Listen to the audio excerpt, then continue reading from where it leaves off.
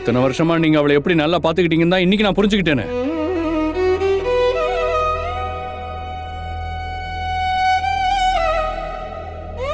இவ குழந்தை, இவளுக்கு தான் எதுவும் பெருசா விவரம் தெரியாதுன்னா நானும் என்ன சுத்தி நடக்கிறதெல்லாம் உண்மைன்னு முட்டாள்தனமா இத்தனை நாள் நம்பிட்டு இருந்திருக்கேன்.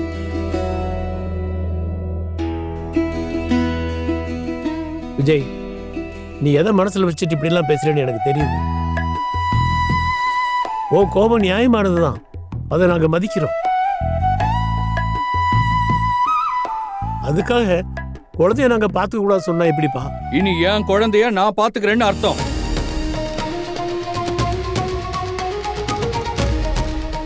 இப்படி பேசினா எப்படிப்பா? இத்தனை வருஷமா உங்ககிட்ட மறைச்ச விஷயத்த உங்ககிட்ட சொல்லிட்டோம்.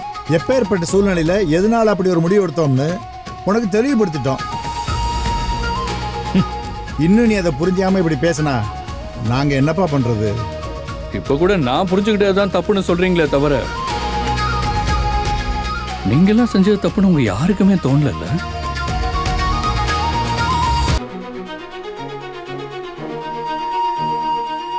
நீங்க பண்ண விஷயத்த நினைச்சு உங்களுக்கு கூடவா தாத்தா மனசு உறுத்தல?